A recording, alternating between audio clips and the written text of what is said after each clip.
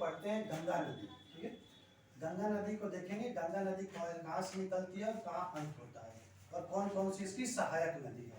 सबसे पहले हम लोग देखते हैं गंगा नदी। यहाँ से गंगा नदी उत्तराखंड के उत्तरकाशी जिला के गोमती के गंगोत्री हिमानी से निकलती है और यहाँ से भागीरथी के नाम से आती है और देवप्रयाग में, यहाँ पर देवप्रयाग में अलकनंदा आकर मिलते हैं। देवप्रयाग में अलकनंदा आती है। इसे यहाँ से देवप्रयाग से शुरुआत होती है गंगा नदी के नाम से। इससे पहले हम लोग देखें तो उत्तराखंड में पंचप्रयाग बनता है। पंचप्रयाग में देखें सबसे पहले धौली गंगा जो अलकनंदा में मिलती है वहां पर बनता है नंदप्रयाग। ठीक है, अगला एक पिंडार नदी है। पिंडार नदी जहां मिलती है वहां पर बनता है कर्णप्रयाग। अगला मंदाकिनी नदी आती है, मंदाकिनी नदी मिलती है अलकनंदा, वहां बनता है रुद्रप्रयाग। यहाँ से हम शुरू करते हैं गंगा के। गंगा हरिद्वार के पास मैदानी भाग में प्रवेश करती है, आगे उत्तर प्रदेश में प्रवेश करेगी। सबसे पहले गंगा के जो बाएं तरफ से मिलने वाली या प्रथम सहायक नदी है जो रामगंगा है, और रामगंगा उत्तर प्रदेश में कन्नौज के पास मिलती है। ठीक है, उसके बाद दाहिने तरफ से मिलने वाली सहायक नदी एवं सबसे लंबी सहायक नदी यमुना है जो इसके समानांतर भी बहती है। ये निकलती है उत्तराखंड के यमुनोत्री पहाड़ी से और ये उत्तर प्रदेश में प्रयागराज जो पहले इलाहाबाद पुराना नाम था वहां ये गंगा में मिल जाती है। हम लोग यमुना की कुछ सहायक नदी को भी देख लेते हैं। सबसे पहले इसका चंबल नदी। चंबल नदी मध्य प्रदेश में जाना पाव पहाड़ी या इंदौर के पास से निकलती है और आगे चलकर ये इटावा के पास ये मिल जाती है यमुना नदी में।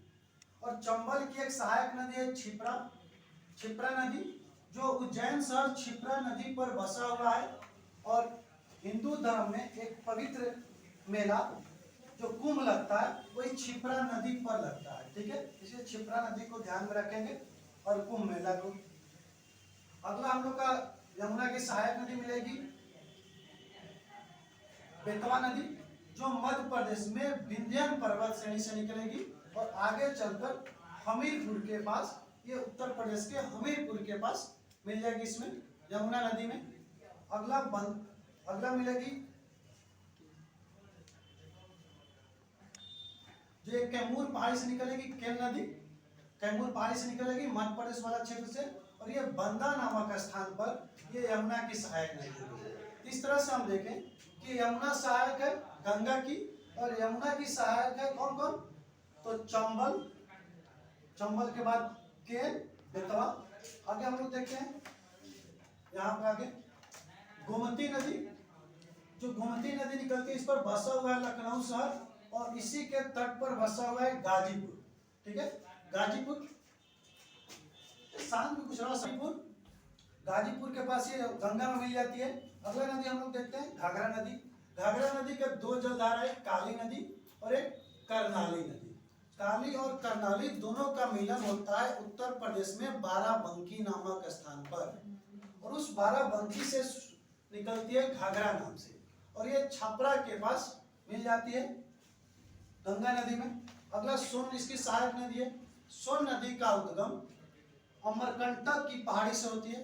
अमरकंटक की पहाड़ी से निकलकर ये पटना के पश्चिम में या मनेर के पास ये गंगा में मिल जाती है। अगला गंडक नदी है। गंडक नदी जो नेपाल से निकलती है और सोनपुर के पास मिल जाती है गंगा में। अगला नदी बनेगी हम लोग की कोसी नदी। कोसी नदी जिसे बिहार की शोक भी कही जाती है और ये नेपाल में 7 धाराओं से निकलती है इसलिए इसे सप्तकोसी के नाम से जाना जाता है। और इसका मुख्य धारा अरुण कोसी है, उससे वो जो आता है भारत में हम लोग कोसी नदी से कहते हैं और ये कटिहार के पास ये गंगा में मिल जाती है। ये मार्ग बदलने वाली नदी है, हमेशा मार्ग बदलती रहती है। अगला हम लोग को मिलेगी दार्जिलिंग के पहाड़ी पश्चिम बंगाल से निकलती है महानंदा नदी जो पश्चिम बंगाल में फरक्का के पास गंगा में मिलती है। यही फरक्का पर फरक्का बैराज है और यही फरक्का से गंगा दो भाग में बढ़ जाती है।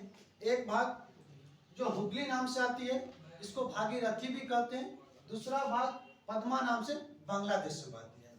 जो हुगली नदी आएगी, जिस पर कलकत्ता शहर बसा हुआ है, उस हुगली नदी में छोटा नागपुर के पठार से निकलने वाली दामोदर नदी मिलती है। ठीक है, हम लोग यहाँ पर गंगा नदी कंप्लीट किए। अगला वीडियो में हम लोग पढ़ेंगे ब्रह्मपुत्र नदी पढ़ेंगे। ठीक है।